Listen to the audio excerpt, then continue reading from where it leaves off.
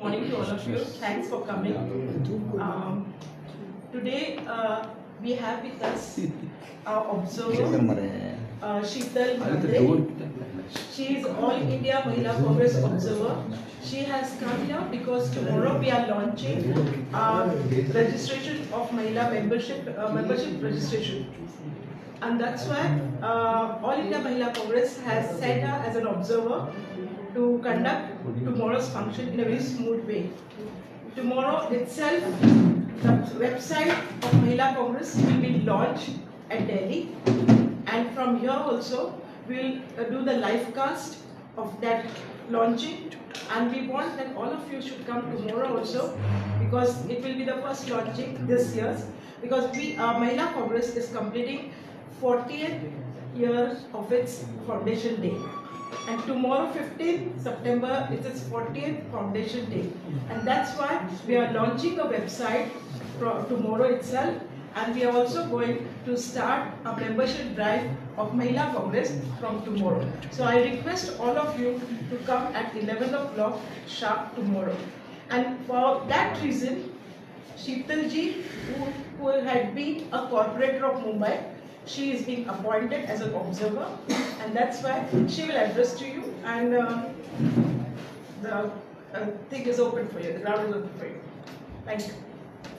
So good morning everybody.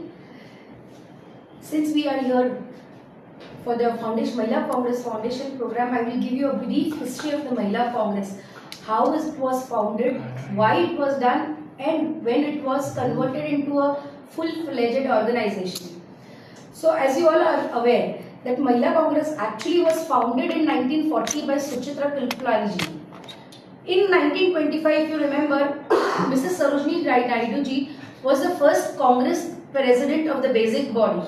And for her it is said that all social work, all segments of social workers, she used to do much more for women empowerment and social development than all the social workers of that time.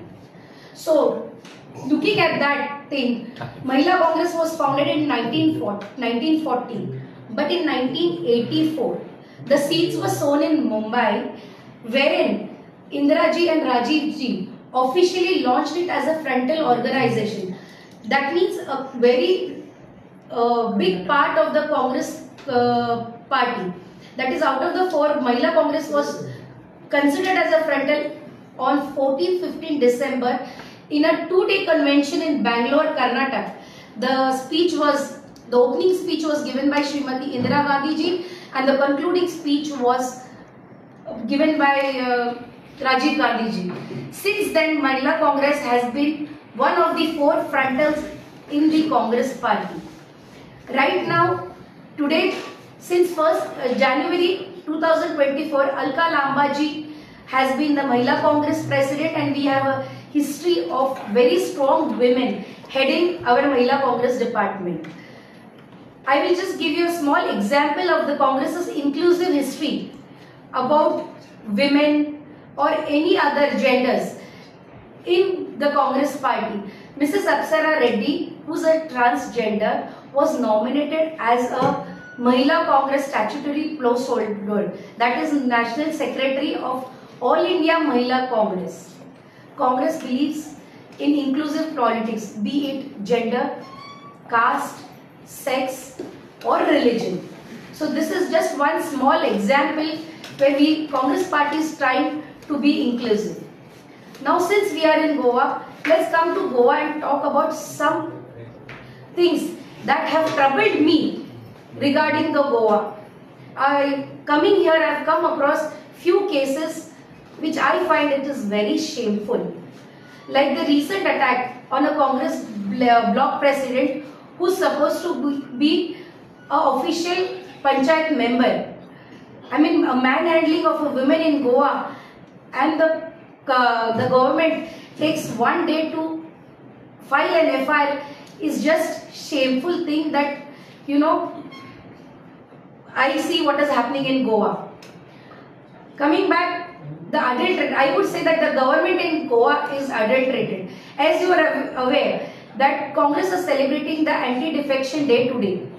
Out of first 10 MLAs were bribed, blackmailed, or I don't know what, but they have defected to the ruling party. Recent case where 8 more MLAs have been going. The attack on journalist Mr. Amit Naik is also uncommendable.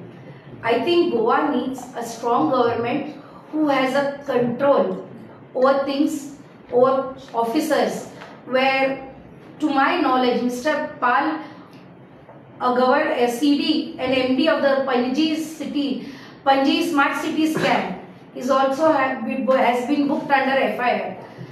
So I think it's high time for the people of Goa, including everybody from all the sects of people, including journalists, to come forward and bravely come forward against the anti-people policies and the adulterated policies of this government. Thank you.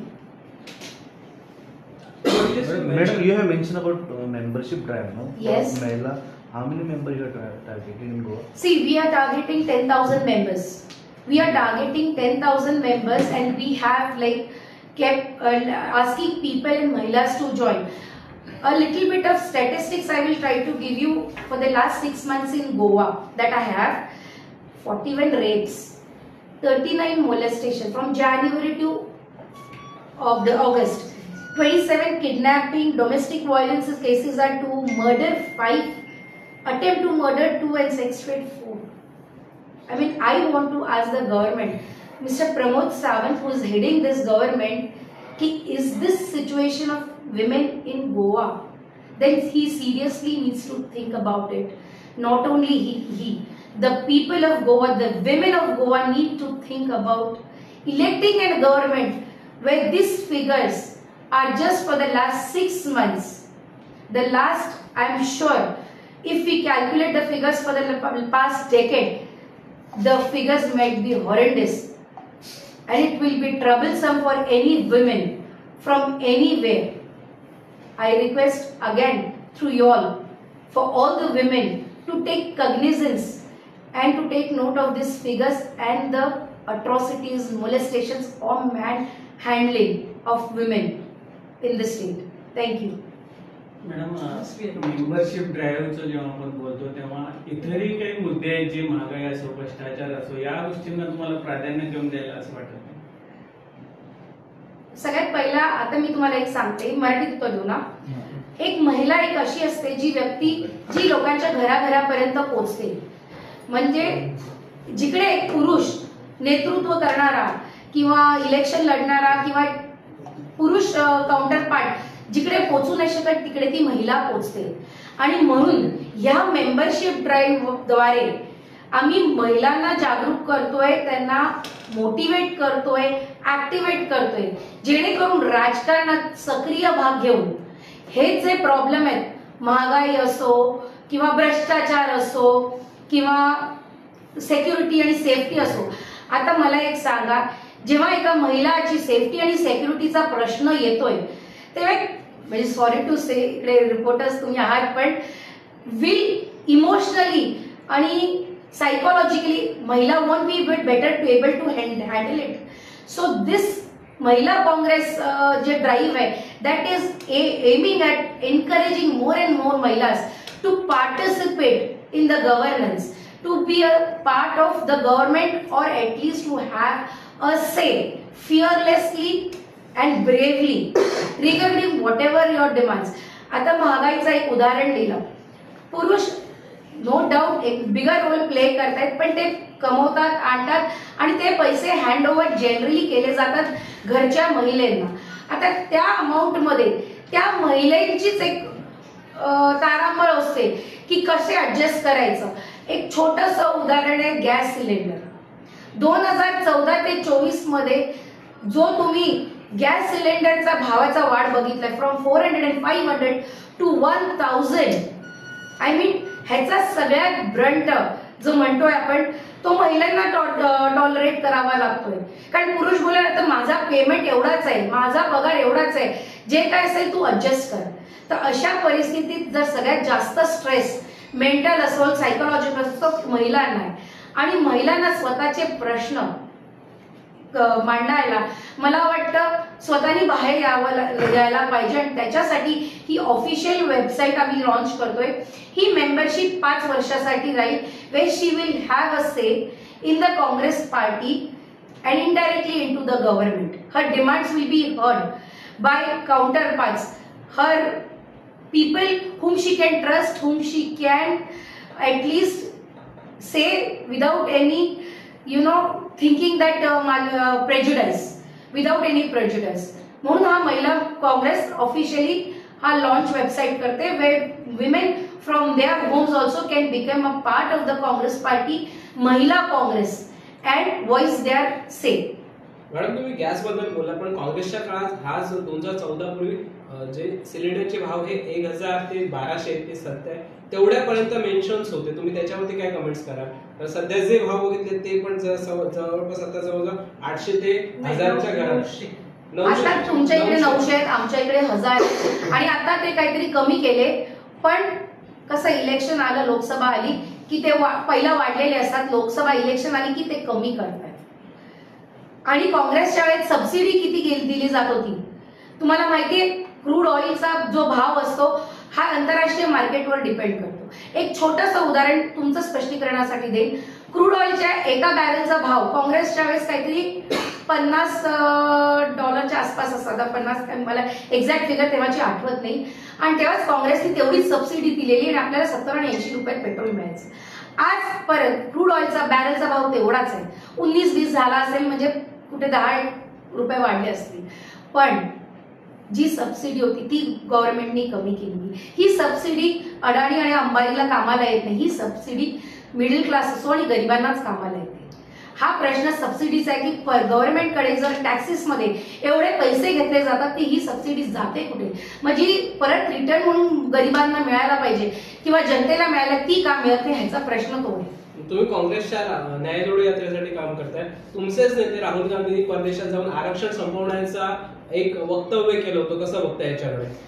सगळ्यात एकीकडे आरक्षणासाठी महाराष्ट्रात असेल किंवा गोव्यात political आरक्षणासाठी लढा लढला जातोय, पॉलिटिकल आरक्षण हा महत्वाचा मुद्दा केला जातोय देशभरामध्ये महाराष्ट्रामध्ये असेल ओबीसी आरक्षण असेल, मराठा आरक्षण, आणि तुमचेच नेते परदेशात जाऊन वक्तव्य करतात. आपण पहिला आपण हे ज्याबद्दल प्रेस आहे, मी तर प्रेसवर नंतर बसायला तयार आहे. बट राईट नाव माझी काँग्रेसकडनं एवढीच अपेक्षा आहे की जे तेव्हा राहुल गांधीजींचे भाषण ऐकतात, व्हॉट्सअप युनिव्हर्सिटी सारखे एडिटेड भाषण म्हणजे एडिटेड व्हर्जन ऐकून किंवा एडिटेड मतलब काढून ते नको विचार. आम्ही पण पूर्ण भाषण ऐकलंय, आम्ही व्हॉट्सअप युनिव्हर्सिटी, आम्ही रिपोर्टर म्हणून मी सांगते. कारण त्याच्या मागची त्यांची जी संकल्पना आहे, जी इकडे चाललेलंच आहे. आता महाराष्ट्राच्या जर तुम्ही मराठा आणि ओबीसीच्या आरक्षण संपवण्याच्या बाबतीत मी बोलते, तुम्ही जर उदाहरण दिलं, महाराष्ट्रामध्ये ओबीसीचं आरक्षणचं खूप मोठा मुद्दा झाला. आमच्या मुख्यमंत्र्यांनी त्यांना जाऊन पाणी वगैरे पाजलं. आता शेवटी काय झालं? आरक्षण संपवण्याचा तुम्ही डायव्हर्ट तुमचं मेंबरशिप होता, तुम्ही काँग्रेस ह्याच्यामध्ये आला तर पॉलिटिक्स मेंबरशिप डायव्हर्ट केलं. मी महिलांबद्दल बोलली आहे. आता तुम्ही जे मी बोलली आहे ते मी आमच्या एका ब्लॉक प्रेसिडेंटवर जे पंचायतची मेंबर आहे त्यांच्याबद्दल बोलली की it is very wrong. whatever the situation is, whatever the case is, manhandling of a woman is रिझर्वेशनचा मॅटर महिलांना पण लागतोय. 33% आरक्षणाचा ऑफकोर्स लागतंय. 33% आरक्षण हा सोनियाजींनी 33% आरक्षण हा सोनियाजींनी लोकसभेत मांडलेला, पारित झालेला, राज्यसभेत अडकलेले. काँग्रेसकडे नंबर्स नव्हती, त्याच्यानंतर भरपूर नंबर्स आहेत. काँग्रेसनी स्वतःच्या पक्षात उत्तर प्रदेशमध्ये 50% महिलांना